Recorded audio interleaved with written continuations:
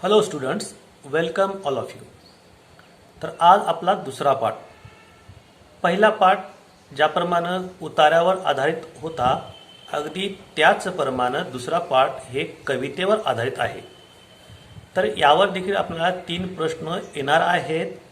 तर कवितेवर आधारित प्रश्न हे कमीत कमी वेळेत कसे सोडवता येईल याकडे लक्ष देऊन हा व्हिडिओ बनवण्यात आलेला आहे. आणि तुम्ही संपूर्ण व्हिडिओ पहा. व्हिडिओत सांगितल्याप्रमाणे रोजच्या रोज सराव करा, म्हणजे तुम्हाला हे टॉपिक अवघड जाणार नाही. तर चला सुरुवात करूया आपण व्हिडिओला. कवितेवर आधारित प्रश्न. तर कविता व कवितेवर आधारित प्रश्न हे टॉपिक सोडवताना आपल्याला काही गोष्टी लक्षात ठेवाव्या लागतात. तर त्या गोष्टी कोणत्या आहेत त्या मी तुम्हाला सांगतो, तुम्ही लक्ष देऊन ऐका. कविता वाचते वेळेस कविता काळजीपूर्वक वाचावी. कवितेचा आशय व अर्थ समजून घ्यावा. कवितेवर तुम्हाला कमीत कमी 3 प्रश्न विचारले जातील. जास्तीत जास्त म्हणजे 3च प्रश्न विचारणार. कवितेखाली दिलेले प्रश्न तुम्ही नीट वाचा. प्रश्नाची उत्तर शोधताना सर्व पर्याय पडताळून पहा. घाई गडबड करू नका. 4ही पर्याय वाचा.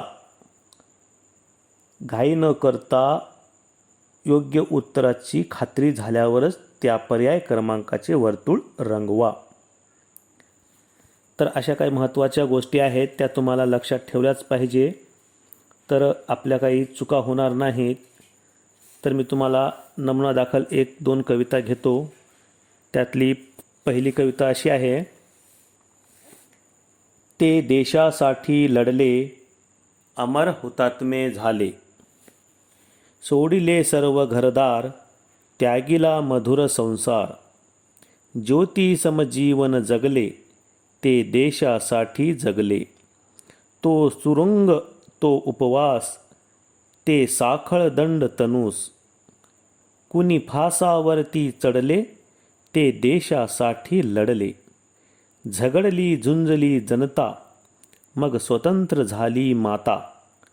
हिमशिखरी ध्वज फडफडले, ते देशासाठी लढले. अशी 6-7 ओळीची कविता आहे. ही कविता वाचते वेळेस सुरुवातीला पूर्ण लक्ष देऊन वाचावे आणि त्यातले जे हार्ड वर्ड आहेत त्याचे अर्थ समजून घ्यावे आणि त्याखालील प्रश्न सोडवण्यास सुरुवात करावी. तर त्याखाली दिलेले प्रश्न असे आहेत. पहिला प्रश्न आहे असा. कवितेत माता कोणास म्हटले आहे? तर ही कविता जर आपण सर्व वाचून समजून घेतल्यावर, काळजीपूर्वक वाचल्यावर आपल्याला या प्रश्नाचं उत्तर सहज लक्षात येते. कविता ही आपल्या भाषेमध्ये आपल्या मातृभाषेत या कवितेचा अर्थ मनातल्या मनात लावला पाहिजे. तर आपल्याला या प्रश्नाचे उत्तर देता येईल. तर पहिल्या प्रश्नाचं योग्य उत्तर असं आहे. पर्याय क्रमांक 1, देशाला. कवितेत देशाला माता म्हटले आहे. आता प्रश्न दुसरा असा आहे.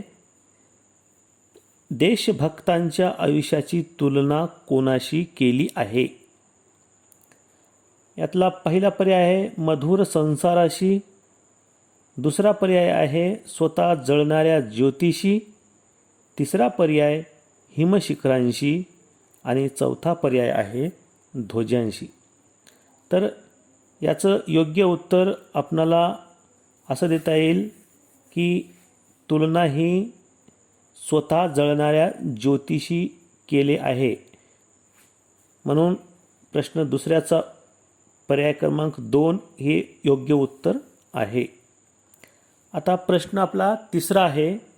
देशासाठी लढणाऱ्या देशभक्तांना ज्या गोष्टींना तोंड द्यावे लागले त्यात पुढीलपैकी कोणत्या गोष्टीचा समावेश नाही?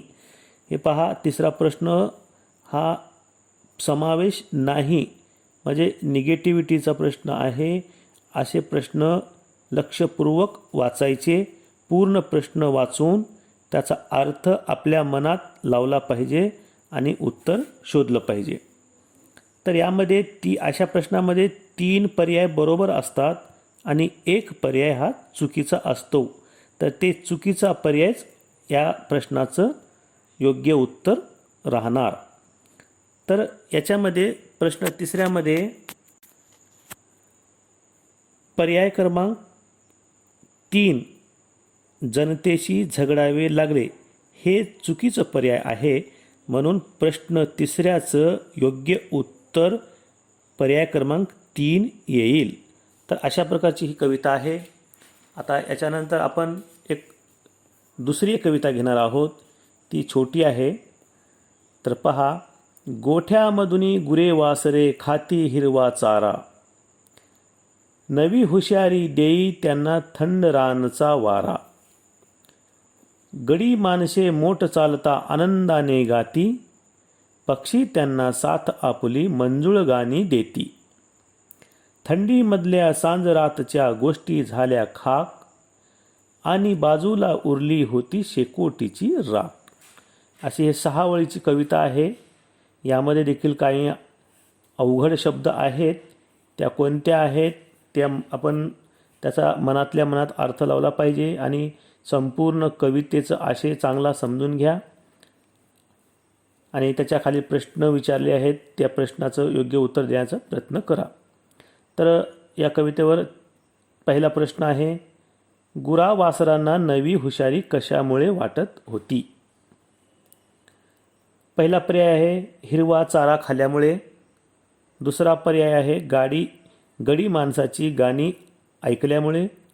तिसरा पर्याय रानातील थंड वाऱ्यामुळे. आणि चौथा पर्याय आहे पक्ष्याच्या मंजूळ गाण्यामुळे. तर या पहिल्या प्रश्नाचं योग्य उत्तर आहे हिरवा चारा खाल्ल्यामुळे गुरावासरांना नवी हुशारी वाटत होती. तर प्रश्न दुसरा असा आहे, मंजूळ गाणी गाऊन पक्षी कुणाला साथ देत होते? यामध्ये 4 पर्याय आहेत. त्यापैकी पहिला पर्याय रानच्या थंड वाऱ्याला, दुसरा पर्याय गुरावासरांना, तिसरा पर्याय मोठ हाकताना गाणाऱ्या गडी माणसांना आणि चौथा पर्याय आहे आवाज करणाऱ्या मोटेला. तर पक्षी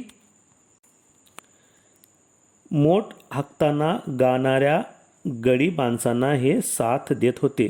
म्हणून प्रश्न दुसऱ्याचं योग्य पर्याय क्रमांक 3 आहे. आता प्रश्न क्रमांक 3, लोकांनी शेकोटी का पेटवली होती? शेकोटी म्हणजे हिवाळ्यामध्ये ऊब घेण्यासाठी लावली जाणारी छोटी आग आणि त्याच्या भोवती बसून शेकोटी करतात. तर याच्यामध्ये तिसऱ्या प्रश्नाचे पर्याय आहेत. पहिला आहे गप्पा मारण्यासाठी, दुसरा आहे अंधारात दिसण्यासाठी, तिसरा पर्याय आहे शेताच्या राखणीसाठी आणि चौथा पर्याय आहे थंडीत ऊब मिळण्यासाठी. तर तिसऱ्या प्रश्नाचं योग्य पर्याय क्रमांक 4 आहे. तर लोकांनी शेकोटी ऊब मिळवण्यासाठी पेटवली होती. तर अशा प्रकारचे 2 कविता आहेत. मी तुम्हाला वाचून व त्याचे प्रश्न कसे सोडवायचे हे सांगितलं आहे आणि सरावासाठी मी तुम्हाला पुढच्या व्हिडिओमध्ये 3, 4, 5 कविता देईन. त्याचा तुम्ही चांगला सराव करा आणि सराव केल्यावर तुम्हाला या टॉपिकवरचे प्रश्न सहज सोपे जातील. आणि महत्त्वाचं, कविता या आपल्या याच पुस्तकातून येणार नाही, तर तुम्ही तुमच्या पाठ्यपुस्तकातले देखील कवितेचा अभ्यास करा, म्हणजे तुम्हाला परीक्षेत सोपं जाईल.